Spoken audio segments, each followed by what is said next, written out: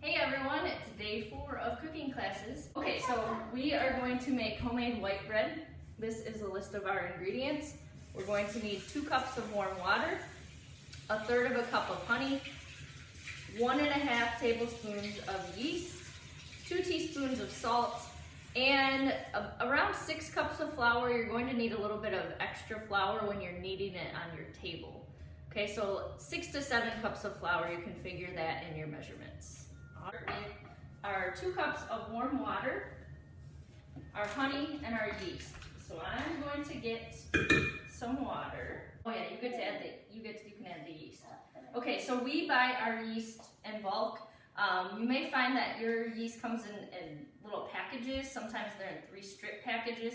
For this recipe, you need 1.5 tablespoons, the big measuring cup or spoon, or about 1.5 of those small packets.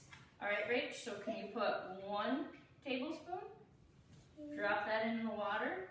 It looks so cool now. It looks like sand in the water at the beach. Yes, and then we're going to add another 1/2 tablespoon. So 1.5 tablespoons of yeast to our warm water. I already smell the bread taste. Yeah. Okay, so this has to be warm water, not hot water, because if you put hot water in here, it will kill your yeast. Remember, yeast is alive. That's what's going to cause our bread to rise. So make sure that it's just warm water. Okay, the warm water will speed up the activation process though. I call this food. Okay, so we're going to add our honey in next. Tip for you on your honey, make sure you're buying your honey locally. So the closer you can find your honey to you, the better. I'm actually super lucky because I have some students that brought me honey that their grandma produces just a few miles down the road from me. This honey also came from one of my former students who has his own honey production. So super grateful to my students, Josh and the Lesters, for providing me the honey for these recipes. So big shout out to them. Yeah, big shout out to them. Definitely appreciate that. All right, so this is the only source of sugar that we're going to need for this recipe. I'll put it in. Okay, so Rachel's going to dump in 1/3 cup of honey. Oh, it's already on the spoon. That's okay. It's super thick, so it's gonna be hard. It is. That's why I brought this little spoon out here. So we're going to scrape the rest of the honey in. This reminds me of the caramel sundae at Dairy Queen. Yeah. So again, the honey is that's our sugar. So this is a slightly healthier recipe of bread for us. Oh wait, not More refined sugar in this. That smell is good. It's way good. You don't like the smell of yeast? I liked it earlier. Now with the honey added to it. Oh, I see. Okay. All right. So we're going to let that sit just for a little bit. And what's going to happen is this is what's called proofing your yeast. So we're going to let it activate a little bit with the warm water, and the honey will provide some little bubbles taking place in your yeast mixture. Wait, I thought most recipes you don't want bubbles. Well, with yeast, you want to make sure that your yeast is alive. Oh, okay. So you can see that it's alive when you have little bubbles forming. Wait. So yeast can die? Yes, if it's not alive, then it won't rise. Your bread won't rise. It'll be flat. Wait, so it's a breathing thing? It Well, breathes? you're watching it. Okay, so Rachel's going to add 2 teaspoons of salt to this mixture. I don't even see the salt. And here's another one. 2 teaspoons. It's like salt supposed to add the flavor to it? Yep, it's adding some flavor. Okay, now this is kind of the tough part because your arms are going to get a little sore. No. So, you do not have to have a mixer for this recipe. You can certainly do this all by hand. That's why you'll need a little extra flour for kneading on your table. But if you have a mixer, you can use it, and it'll save your muscles a little bit. You'll have bigger arms than me. I'm leaving that soreness to you. Okay, so we're going to add 6 cups of flour, but we're going to do this 1 cup at a time. So we're going to add 1 cup. Then take a wooden spoon if you have one and stir that cup in. So you just kind of stir gradually. I first thought that the sauce was supposed to be nasty. Oh, wearing an answer shirt. Check out classes resources too. They have a lot of things available. Okay, there's 2 cups. Oh, it looks chunky. Just step back. It looks chunky. Yep, it's going to look a little chunky until you add enough flour to incorporate it. We're just slowly incorporating the flour. Are you going to keep count for me? That was 2, right? That was 2 cups. Here's 3 cups. This is still pretty easy to stir. It gets harder when we add more flour. So how many cups is that? 3. 3 cups. Okay. Now remember our little sifting trick. Just kind of lightly fluff it out in your It container. might get a little bit dusty in your brew. Yeah, might get a little dusty, a little flour dust. And How many cups was that? 4. 4. Yeah. Okay, it's starting to get a little thicker. Oh my. It looks like that. Wait, how many are there supposed to be? 6? Yep, there's 5. It's getting harder. So later today, we are going to make soft pretzels. That's one of our favorite movie nights. Yeah. treats. Wait, what's movie night? Yeah, we can have movie night Oh, tonight. yay. If you haven't seen Universal Studios is releasing the new Trolls video early on demand. So you can rent the movie because you can't go out to the movie theater. Yay! Trolls World Tour. Yeah! Alright, so that's our 6th cup of flour. This is where it gets a little tough. Can we rent it, Mom? Maybe when we eat our soft pretzels. You're getting flour on the Yep. counter. You know, this is a new counter.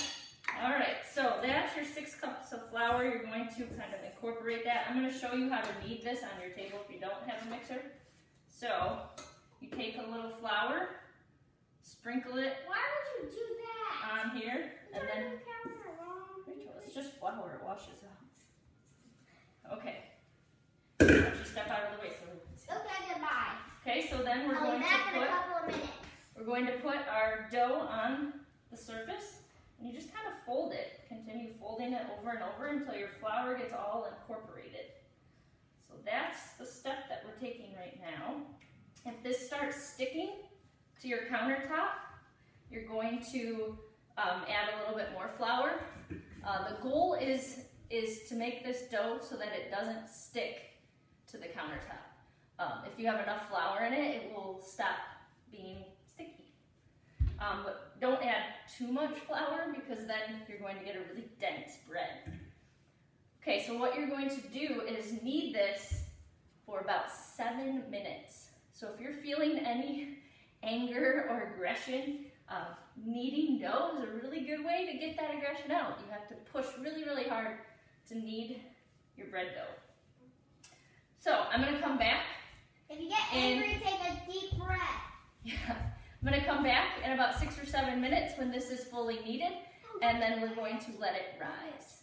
All right, we're back, and our dough is all nicely kneaded.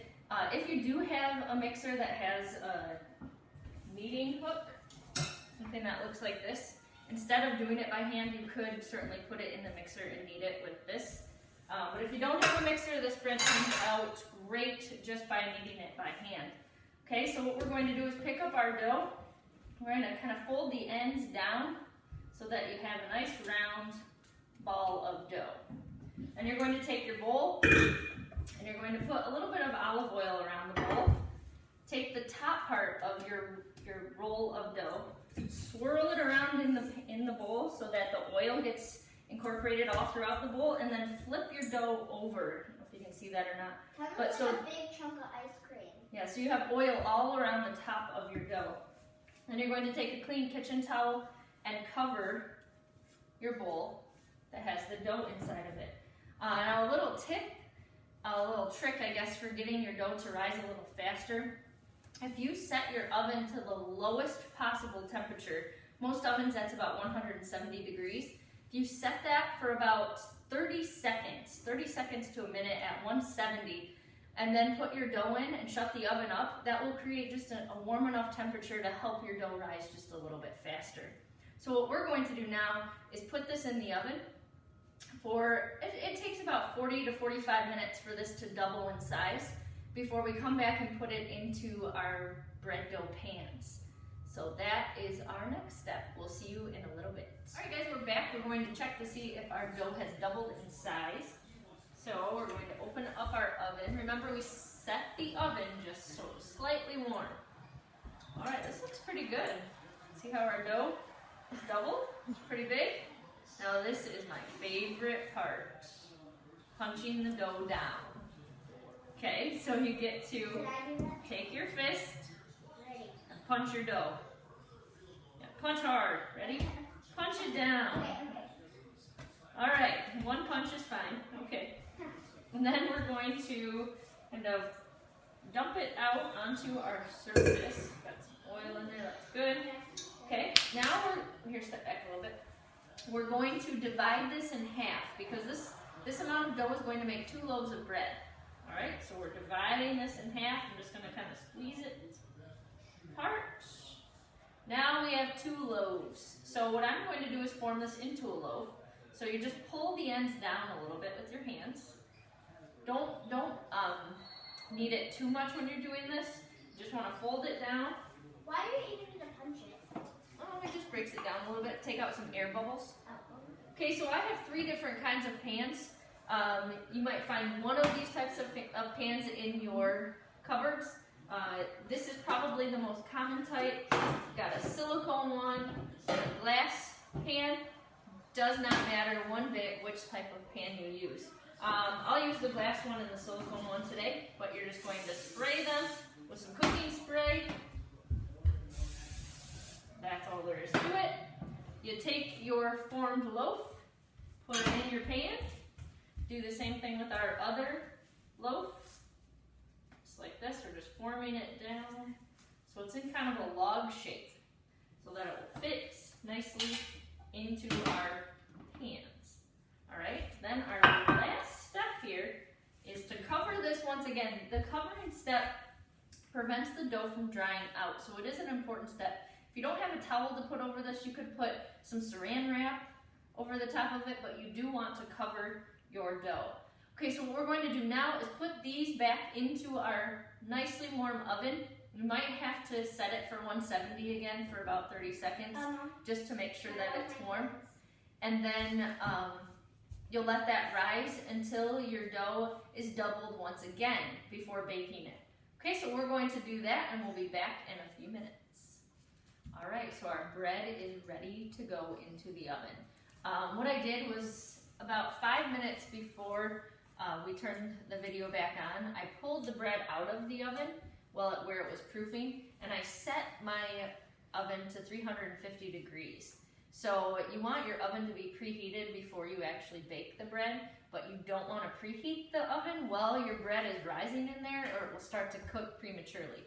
So pull your bread out, set your oven to 350, let it preheat, and then put your bread dough into the oven. So you can see that this is doubled since the last time we were on here. I guess you were right about white bread. Yeah, it's rising. Okay, so we are going to put our bread dough into the oven now that it has rised again, and we're going to let that bake at 350 degrees for about 30 minutes. Okay, so we will see you again in 30 minutes. All right, guys, we are back and we're ready to take our homemade bread out of the oven. So it took just under 30 minutes. We're going to pull this out. See, you've got nicely golden brown on top and the sides. And we are going to get a wire rack. So a cooling rack. I'm going to set that out. And we are going to remove the bread from the pan, just like that.